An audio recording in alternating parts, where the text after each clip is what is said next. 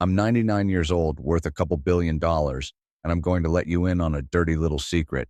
I have never in my life paid a penny of credit card interest. Not once. Never.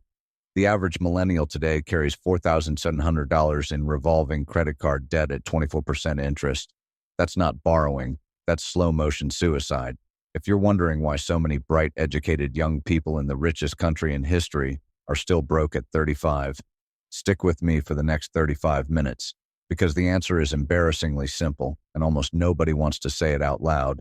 Well, I'm 99 years old, give or take a few months, and I'm sitting here with a net worth somewhere north of $2 billion, and I want to tell you something that will probably make you think I'm either lying or the luckiest fool who ever lived.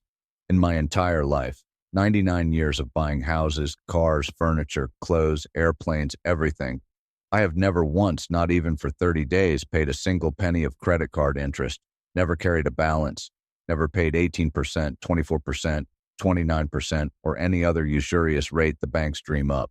Not once. I didn't inherit money. My father was a lawyer in Omaha, decent living, nothing spectacular. I started out after the war with almost nothing. I've bought and sold businesses, invested alongside Warren for 6 decades, and somehow ended up richer than almost anyone you'll ever meet. And the whole time I treated consumer debt like it was radioactive. Now look at the numbers staring you in the face today. The average millennial, smart, college-educated, raised on the internet, carries about $4,700 in revolving credit card debt, usually at 24% or higher.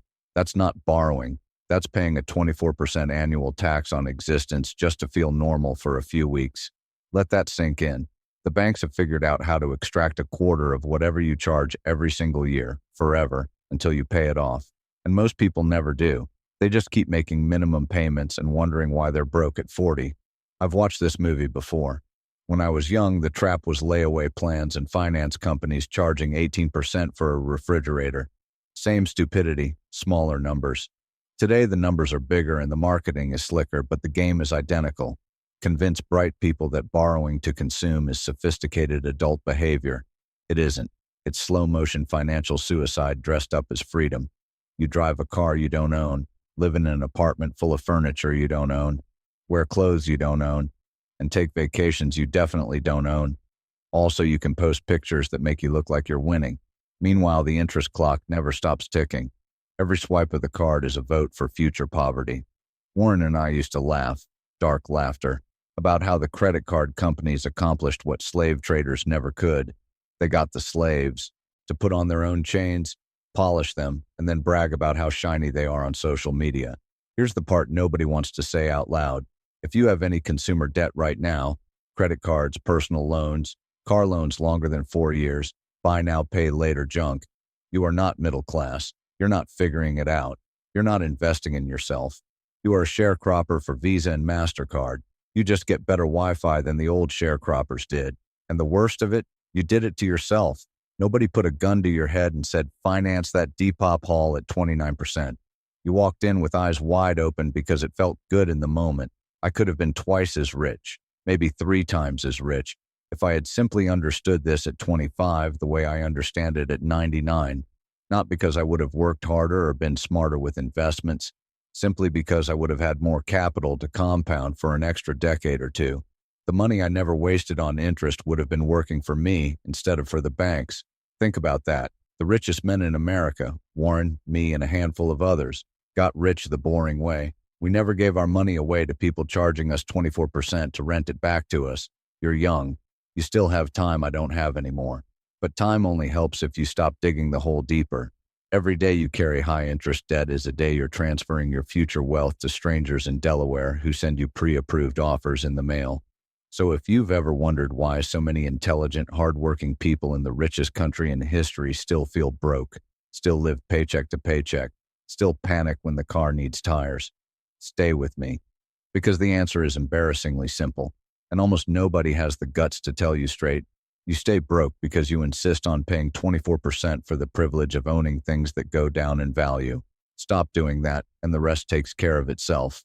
I'm going to spend the next half hour showing you exactly how we did it, how a few ordinary people I've known did it, and how you can do it starting tomorrow morning.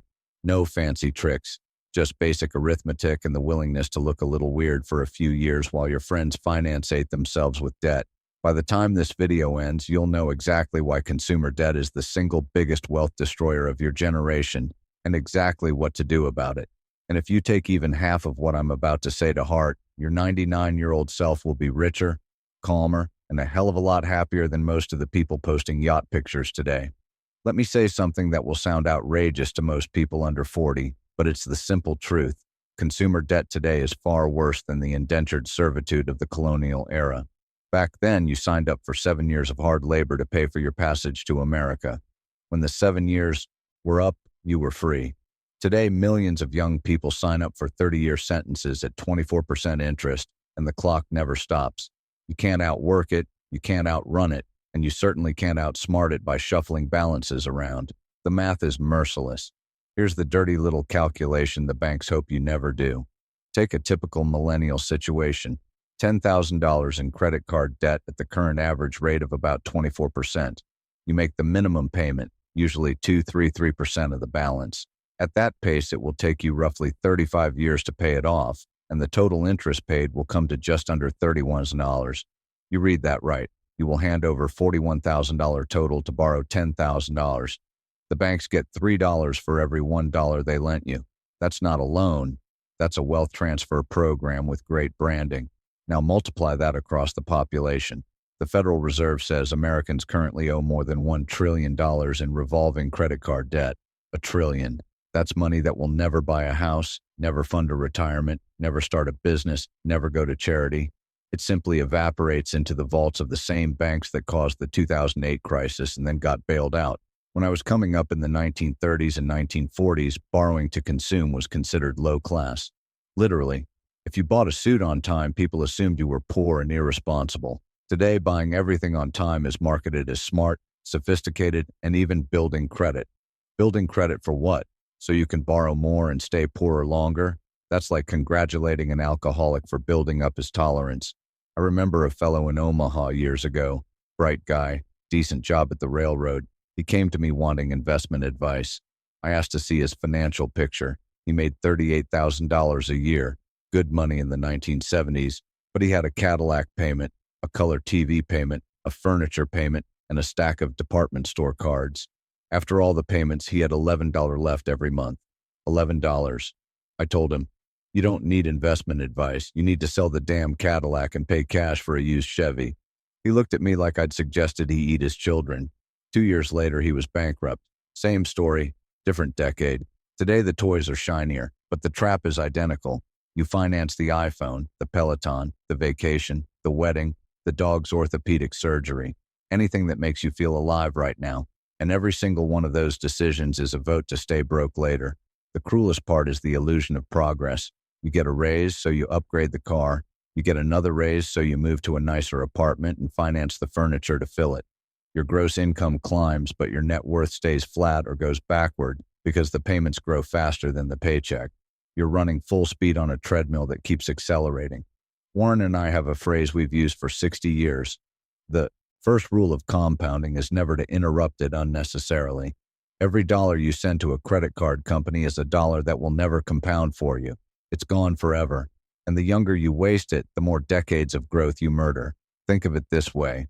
Every $5,000 you pay in credit card interest at age 30 is roughly $100,000 you won't have at age 70. Assuming conservative 7% growth. Do that a few times and you've casually thrown away $1 million retirement so you could have a nicer phone and eat at restaurants in your 20s. That's the real problem. It's not that you don't earn enough. It's that you voluntarily agreed to let strangers skim 20-30% off your future in exchange for feeling rich today. And the worst part, the part that keeps me awake sometimes, is that most of you reading this know it's true, but you'll still swipe the card tomorrow. Because the pain is delayed, and the marketing is brilliant, and your friends are all doing it, and the discomfort of saying no feels worse than the discomfort of being broke. But it isn't worse, not even close. The hole is deep, but the ladder out is short and sturdy.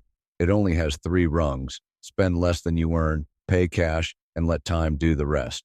In the next chapter, I'm going to show you exactly why almost everyone refuses to climb that ladder, even when they can plainly see it. and how a few ordinary people I've known did climb it and ended up richer than anyone around them ever suspected. I'm going to be blunt now, the way I always am when someone asks me why they're still broke despite a good job and a fancy degree. It's almost never bad luck, and it's rarely low income. It's almost always the same four mental inversions that trap bright people like rats in a maze with no cheese. First inversion. You've been trained to value the feeling of spending more than the reality of owning. The modern world runs on dopamine hits. A new notification, a new package, a new story posted. Each one gives you a little squirt of pleasure. Paying cash hurts once, sharply, and then it's over. Financing spreads the pain out so thin you barely feel it, until 10 years later when you realize you've paid for the same sweater 3 times over and still don't own it free and clear.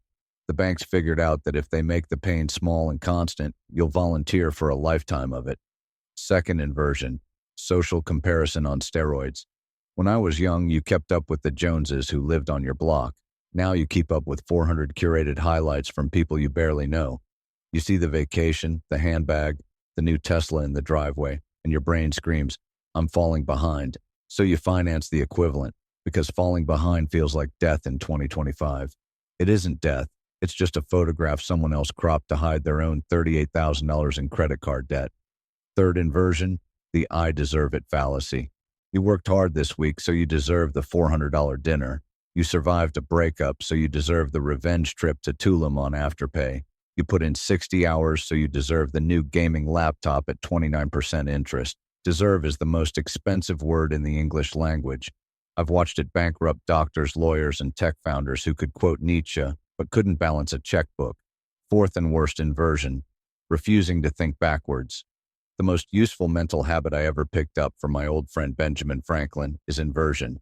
Instead of asking, how do I get rich? Ask, how do I guarantee I stay broke or go broke? The answer is childishly simple. Borrow at high interest to buy things that depreciate. Make minimum payments forever. Upgrade your lifestyle every time your income goes up. Treat savings as what's left over instead of what you pay first. Do those 4 things religiously and you're mathematically certain to be broke at 50, no matter how much you earn. I once knew a young man, let's call him Tom, who illustrated this perfectly. Stanford MBA, first job at Google, starting total comp $380,000 at age 26.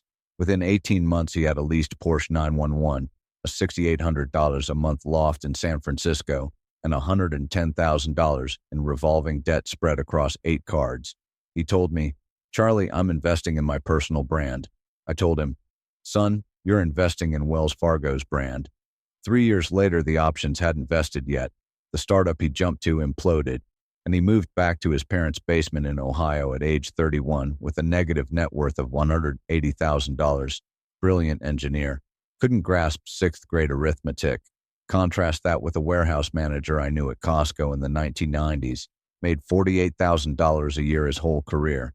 Drove a 12-year-old Camry. Lived in the same 3-bedroom house for 35 years. Brown-bagged his lunch every single day. Nobody at work thought he had a dime. When he retired at 58, he had $9.4 million in his brokerage account and another $4 million in real estate. He never earned 6 figures once. He just never handed his money to the banks.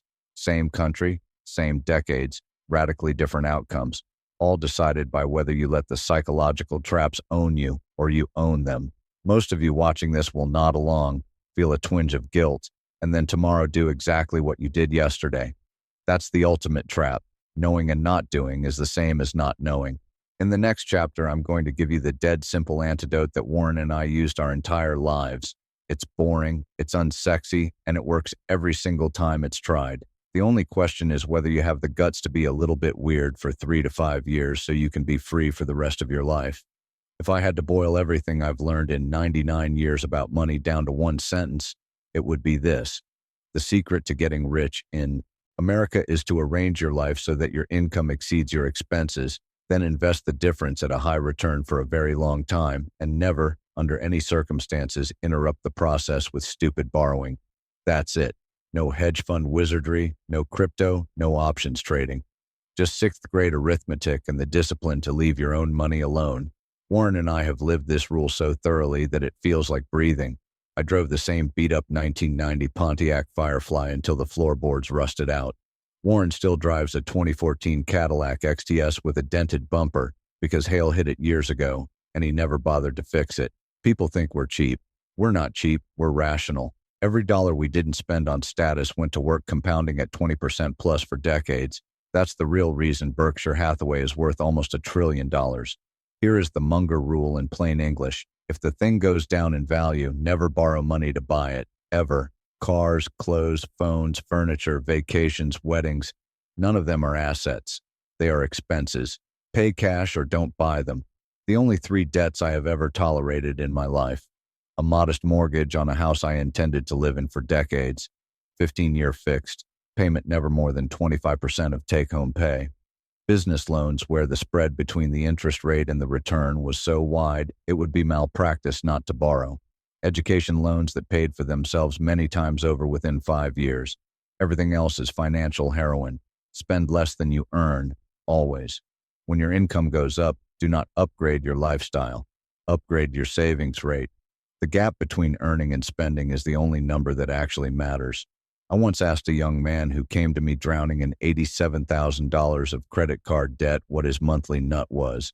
He rattled off $800 rent, $680 car payment, $420 student loan, $290 insurance, $600 eating out and fun, another $400 on subscriptions and random stuff. Total outflow, $4,190. Income after tax, $4,200.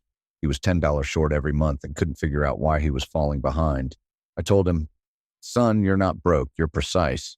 You're exactly $10 short, and the credit card companies love you for it." We sat down and cut the bleeding in one afternoon. Sold the financed SUV and bought a $9,000 used Honda cash, saved $680 a month.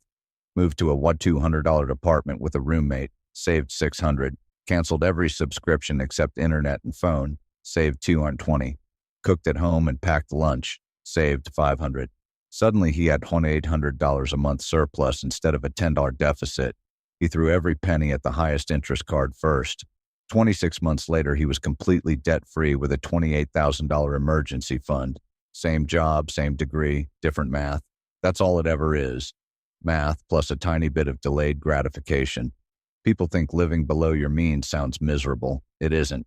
The first year is a little uncomfortable. Like quitting smoking. The second year is neutral. By the third year, you feel like a genius who discovered a cheat code the rest of the world hasn't noticed. By the 5th year, you're freer than anyone around you, because nobody owns you. I never felt deprived driving that ugly Pontiac. I felt clever. Every time I passed a dealership full of shiny new cars, I smiled, because I knew exactly how much future wealth those people were trading for leather seats and a sunroof. So here's the core solution in one sentence you can tattoo on your forearm if you're serious. Never buy anything that depreciates with borrowed money, and always widen the gap between what you earn and what you spend. Do that for 10 years and you'll be in the top 5%. Do it for 20 years and you'll be in the top 1%. Do it for 40 years and you'll be in the same zip code Warren and I ended up in. In the next chapter, I'm going to show you 5 real people I've known, names changed, numbers exact, who lived this out and ended up with wealth that shocked everyone around them. One of them started as a part-time barista. Another never earned more than $62,000 in a year. You're going to see exactly what's possible when you stop handing your money to banks. I've lived long enough to watch hundreds of financial lives play out in real time, and the pattern never changes. The people who refuse consumer debt end up rich, and the people who embrace it end up servants. Here are 5 ordinary people I knew personally. No lottery winners, no tech unicorns, just normal folks who followed the rule or broke it. Story 1. The doctor who went broke on $600,000 a year. Bright young orthopedic surgeon in Los Angeles, class of 2009. Starting compensation package around $620,000. Within 4 years, he owned a $2.8 million house with a 7% jumbo mortgage, 2 leased Mercedes G-Wagons, a second home in Palm Springs financed at 80% loan to value, and roughly $240,000 in revolving credit card debt from furniture, art, and bottle service. By 2018, the hospital merged, his hours got cut, the adjustable mortgages reset higher, and the interest on the cards hit 27%. He filed Chapter 7 at age 38 with a negative net worth of $1.4 million. Same hands that could rebuild a knee couldn't grasp that borrowing to look rich is the fastest way to become poor. Story 2. The barista who retired at 47. Emily started at Starbucks in 2005, making $9.25 an hour plus tips.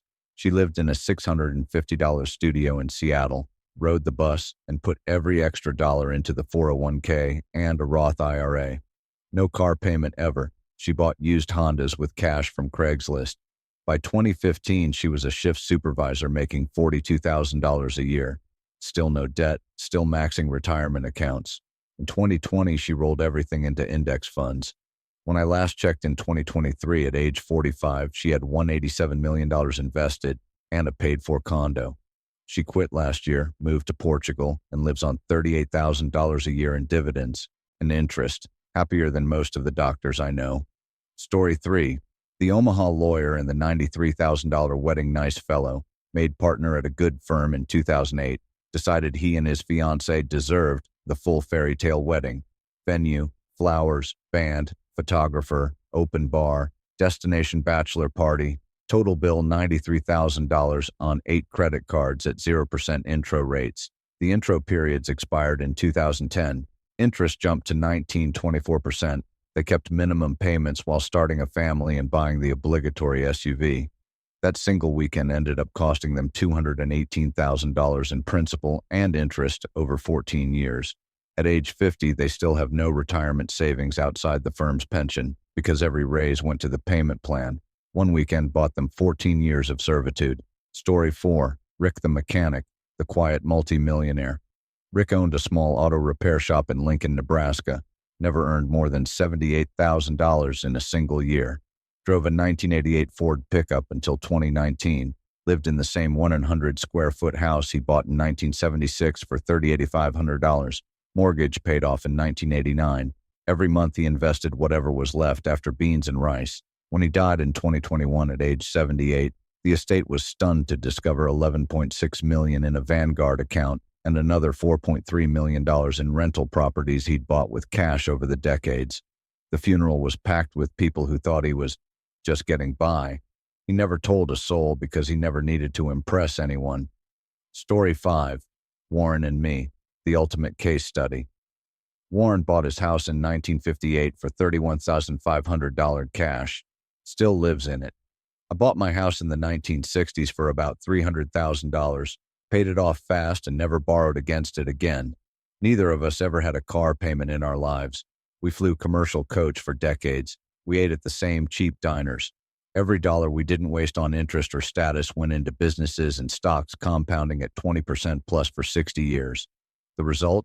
Roughly $150 billion combined for shareholders and a couple billion each for ourselves. The math is obscene, but the method was boring. We simply refused to rent money we didn't need to rent. 5 lives. Same country, same decades. One common variable decided everything, whether they paid interest to banks or earned compound interest for themselves. The surgeon and the lawyer paid the banks. Emily the barista, Rick the mechanic, Warren and I collected from the banks. You get to choose which column you land in. The choice is made in tiny decisions. This car or that car, this apartment or that one, cash or Klarna, rice or DoorDash 4 nights a week. In the next chapter, I'm going to give you the exact step-by-step playbook to get out of the hole you're in right now and make sure you never fall back in. No fluff, no motivational nonsense, just the same checklist I've handed to grandchildren, employees, and strangers who asked for help. All right, enough stories. You've seen the graveyard, and you've seen the winner's circle. Now here's the exact playbook. I've given this same sequence to grandchildren, to employees, to strangers on airplanes who look desperate. It works every single time it's followed. Do these 7 things in order, without skipping steps, and you will be debt-free and wealthy. Deviate, and you'll stay broke. Simple as that. Tonight, yes, tonight, list every single debt you have.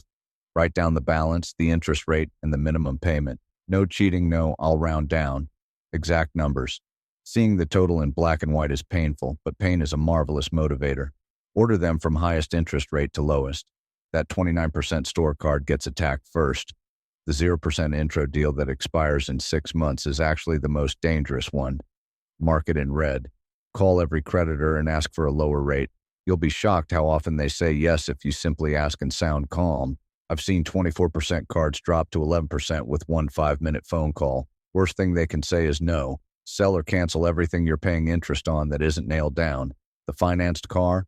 Sell it. The rent-a-center couch? Sell it. The Peloton you ride twice a month? Sell it. The subscription boxes? Cancel. Turn assets back into cash and throw the money at the highest rate debt. You'll feel lighter the moment the for sale photos go up. Cut your lifestyle to the bone for 36 months. Move in with parents or get 2 roommates. Eat rice, beans, eggs, and whatever's on sale. Drive the cheapest car that still runs. Cancel Netflix, Spotify, the gym. Everything except the absolute minimum. People whine that this is extreme. It isn't extreme, it's temporary. Cancer patients do chemotherapy for 9 months. You can eat oatmeal for 18. Throw every single extra dollar at the highest interest debt while paying minimums on the rest. When the first debt dies, take everything you were paying on it and add it to the minimum of the next one. Watch the snowball grow. This is the Dave Ramsey debt snowball method. Except I prefer highest interest first because I like math more than I like quick wins. Either works if you actually do it. Side hustle like your life depends on it. Drive Uber on weekends, bartend, tutor, mow lawns, sell junk on eBay. Whatever pays cash and doesn't require a degree. An extra $1,000 a month cuts years off the payoff timeline. I knew a school teacher who delivered pizzas 3 nights a week and paid off $46,000 in student loans in 19 months. Same salary, different choices. Once the last non-mortgage debt is dead, celebrate for exactly 1 evening. Dinner out, nothing crazy, then immediately start step 8. Build a 3 to 6 month emergency fund in a plain savings account. This is the only thing that keeps you from ever going back into debt when the car breaks or the dog needs surgery. Only then start investing. Max any employer match, then Roth IRA, then taxable brokerage. Low-cost index funds forever. You now have the most precious asset on earth. Surplus cash flow with no bleeding. Final lifelong rule. Treat consumer debt like plutonium. If you wouldn't pay cash for it today, you do not buy it. Ever again. Burn the credit cards or lock them in a safe. You keep them only for convenience and pay them off monthly. One slip and you start the whole miserable cycle over. That's the entire escape plan. 10 steps. No mystery, no magic.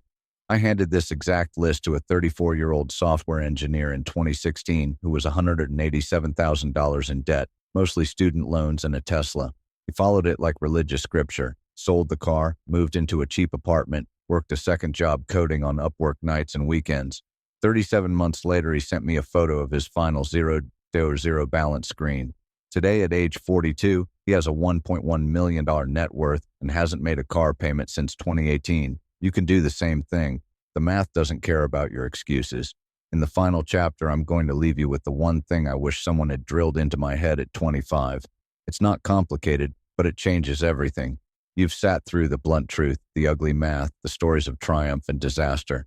Now let me speak to you quietly, the way I speak to my own grandchildren when the room is empty and the cameras are off. You are young. That is the one advantage I no longer have, and you still possess in abundance. Time is the raw material of compounding, and compounding is the closest thing to magic this world offers honest people. Every dollar you refuse to hand over in credit card interest today becomes $10 in 25 years, $50 in 40 years, and a telephone number fortune in 60 years. The surgeon who blew it all on bottle service will be working until he's 75. The barista who brown-bagged her lunch will be sipping coffee on a beach in Portugal at 47. Same country, same rules, different decisions made at age 27. I am 99. I have seen every excuse, every rationalization, yeah, but my situation is different. There is no different. There is only arithmetic and the courage to face it. The easiest way to become rich is to arrange your life so you simply never get poor in the first place. No dramatic comeback story required. No lucky stock pick. Just spend less than you earn. Invest the difference wisely and let decades do the heavy lifting. I wish someone had grabbed me by the lapels at 25 and said, "Charlie, the game is already rigged in your favor if you'll just stop handing your chips to the house." I figured it out eventually, but I could have finished 30 years earlier and 30 times richer if I'd truly understood how lethal consumer debt is and how little the temporary toys matter. I'm giving you the shortcut I never got. Stop digging. Put the shovel down. Start climbing. In 5 years, you will barely remember the small discomforts. In 10 years, your friends will ask how you got so lucky. In 20 years, you'll look around and realize you're one of the freest people you know, because no bank, no lender, No payment app owns a piece of your future. That freedom is worth more than any car, any vacation, any Instagram flex ever invented. Do this for me, but more importantly, do it for the 99-year-old version of you who will either be smiling at a very large brokerage statement or still grinding away because the interest clock never stopped ticking. Your future self is counting on you right now. Be worth rooting for. And if this helped even a little, click that subscribe button. There's another one coming on why most high earners never actually get rich and how to make sure you're the exception. Now go close those cards, make the hard phone call, list the car for sale. The rest of your life starts the moment you decide to own your money instead of renting it at 24%. Godspeed, Charlie.